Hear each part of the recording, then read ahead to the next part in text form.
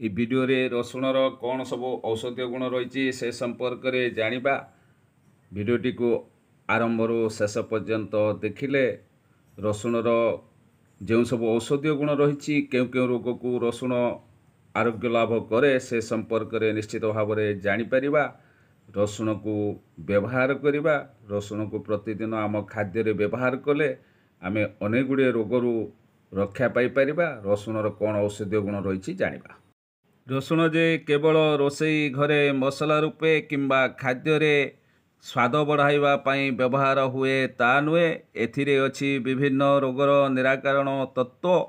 ଥଣ୍ଡା କାଶ ଠାରୁ ଆରମ୍ଭ କରି ବିଭିନ୍ନ ସାଧାରଣ ରୋଗ ଭଲ କରେ ରସୁଣ। ରସୁଣକୁ ତାମସିକ ଭୋଜନ ଭିତରେ ରଖାଯାଏ। ତଥାପି ପ୍ରତିଦିନ ରସୁଣ ସେବନ କଲେ ଅନେକ ଗୁଡ଼ିଏ ରୋଗରୁ ରକ୍ଷା ମିଳେ। ରସୁଣର ଅନେକ ଗୁଡ଼ିଏ ଔଷଧୀୟ ଗୁଣ ରହିଛି। ପ୍ରତିଦିନ ଖାଦ୍ୟରେ ରସୁଣ ବ୍ୟବହାର କଲେ ଅନେକ ଗୁଡ଼ିଏ ରୋଗରୁ ମୁକ୍ତି ମିଳେ। ଆପଣଙ୍କୁ ରସୁଣର ଗନ୍ଧ ଭଲ ଲାଗିନପାରେ, ତଥାପି ଏହା ସ୍ୱାସ୍ଥ୍ୟ ପାଇଁ ହିତକାର। ତେଣୁ ଏହା ଆମକୁ ଅନେକ ରୋଗରୁ ରକ୍ଷା କରିବା ସହ ଅନେକ ରୋଗକୁ ନିୟନ୍ତ୍ରିତ ମଧ୍ୟ କରିଥାଏ। ପାଣିପାଗ ହିସାବରେ ଆପଣଙ୍କୁ ଏହାର ସେବନର ମାତ୍ରା ବଢ଼ାଇବା ଉଚିତ ବା ଆବଶ୍ୟକ। ଫଳରେ ଅନେକ ରୋଗରୁ ରକ୍ଷା ପାଇପାରିବା।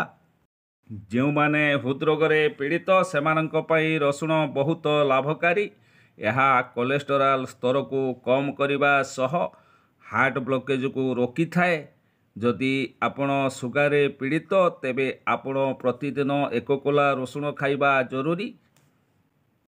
ଆମ ଶରୀରକୁ ସଂକ୍ରମଣ ଭୟରୁ ରକ୍ଷା କରେ ରସୁଣ। ରସୁଣ ଖାଇଲେ ଶରୀରରେ ସଂକ୍ରମଣ ପ୍ରାୟ ହୋଇନଥାଏ। ଏହା ଆମ ଶରୀରରେ ରୋଗ ପ୍ରତିରୋଧକ ଶକ୍ତିକୁ ବଢ଼ାଇଥାଏ।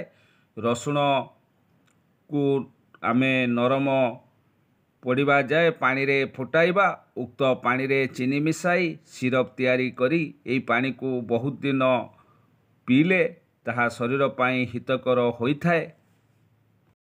ସେହିପରି ଯଦି କାନରେ ସଂକ୍ରମଣ ହୁଏ, କଷ୍ଟ ଅନୁଭବ ହୁଏ, ହାଲୁକା ଗରମ କରି ରସୁଣ ତେଲକୁ କାନରେ ପକାଇଲେ ଏହା କାନର ବ୍ୟାକ୍ଟେରିଆକୁ ବାହାର କରିବାରେ ସାହାଯ୍ୟ କରେ ଏବଂ କାନ ବିନ୍ଧାରୁ ମୁକ୍ତି ମିଳେ। ଥଣ୍ଡା ରୋଗୀଙ୍କ ପାଇଁ ରସୁଣ ହେଉଛି ମହୌଷଧି ଭଳି କାମ କରେ। ରସୁଣ ଆଜମା, କଫ, ଟିବି ଭଳି ରୋଗକୁ ନିୟନ୍ତ୍ରଣ କରିପାରେ। ରସୁଣ ଶରୀରର ରକ୍ତ ସଞ୍ଚାଳନ କରିବାରେ ସାହାଯ୍ୟ କରେ। ଶରୀରରେ ଥିବା ବିଷାକ୍ତ ପଦାର୍ଥକୁ ବାହାର କରେ। ରସୁଣର ଅନେକ ଔଷଧୀୟ ଗୁଣ ରହିଛି। ତେଣୁ ପ୍ରତିଦିନ ଆମେ ରସୁଣ ଖାଦ୍ୟରେ ବ୍ୟବହାର କରିବା ଆବଶ୍ୟକ। ରସୁଣ ଖାଇଲେ ସେସବୁ ଔଷଧୀୟ ଗୁଣ ନିଶ୍ଚିତ ପାଇବା। ସେହିପରି ଶରୀରର ଆଭ୍ୟନ୍ତରୀଣ ଅଙ୍ଗ ଯକୃତ ଓ ମୂତ୍ରାଶୟକୁ ଭଲରେ କାର୍ଯ୍ୟକ୍ଷମ କରାଇବା ପାଇଁ ରସୁଣ ସାହାଯ୍ୟ କରେ। ତେଣୁ ରସୁଣ ଖାଇବା ଆବଶ୍ୟକ। ନିଜର ପାଚନ ତନ୍ତ୍ରକୁ ମଜବୁତ କରିବା ପାଇଁ ପ୍ରତ୍ୟେକ ଦିନ ଖାଦ୍ୟରେ ରସୁଣକୁ ସାମିଲ କରିବା ଆବଶ୍ୟକ। ଭିଡ଼ିଓଟିକୁ ସ୍କିପ୍ ନକରି ଆରମ୍ଭରୁ ଶେଷ ପର୍ଯ୍ୟନ୍ତ ଦେଖିଲେ ନିଶ୍ଚିତ ଭାବରେ ରସୁଣର ଅନେକ ଗୁଡ଼ିଏ ଔଷଧୀୟ ଗୁଣ ସମ୍ପର୍କରେ ଜାଣି ବ୍ୟବହାର କରିପାରିବା। ରସୁଣ ହୃଦରୋଗର ଆଶଙ୍କା ଦୂର କରେ। ଏହା ବ୍ୟତୀତ ରସୁଣ ଡାଇରିଆ ସମସ୍ୟା ଦୂର କରେ। ଡାଇବେଟିସ୍, ଡିପ୍ରେସନ୍ ଭଳି ରୋଗରୁ ରକ୍ଷା ମିଳେ। ଔଷଧ ଭାବେ କାର୍ଯ୍ୟ କରେ ରସୁଣ। ତେଣୁ ଏସବୁ ହେଉଛି ରସୁଣର ଔଷଧୀୟ ଗୁଣ। ଆଶା କରୁଛି ଭିଡ଼ିଓଟି ଆରମ୍ଭରୁ ଶେଷ ପର୍ଯ୍ୟନ୍ତ ଦେଖିବା। ଭିଡ଼ିଓକୁ ଲାଇକ୍ କରିବା, ସେୟାର କରିବା, କମେଣ୍ଟ ଦେବା।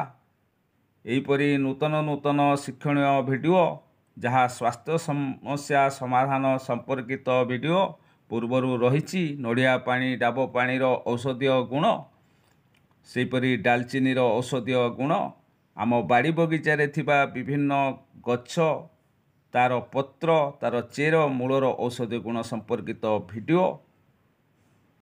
ଏଣୁ ବିଡି ଟିଚିଂ ୟୁଟ୍ୟୁବ୍ ଚ୍ୟାନେଲକୁ ଯେଉଁମାନେ ସବସ୍କ୍ରାଇବ୍ କରିଛନ୍ତି ସମସ୍ତଙ୍କୁ ଧନ୍ୟବାଦ।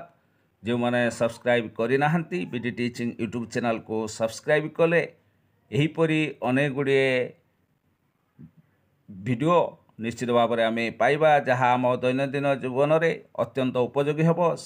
ବାସ୍ତବରେ ଥିବା ଅନେକ ଖାଦ୍ୟ ପଦାର୍ଥକୁ ବ୍ୟବହାର କରି ରୋଗରୁ ମୁକ୍ତି ପାଇପାରିବା। ଧନ୍ୟବାଦ।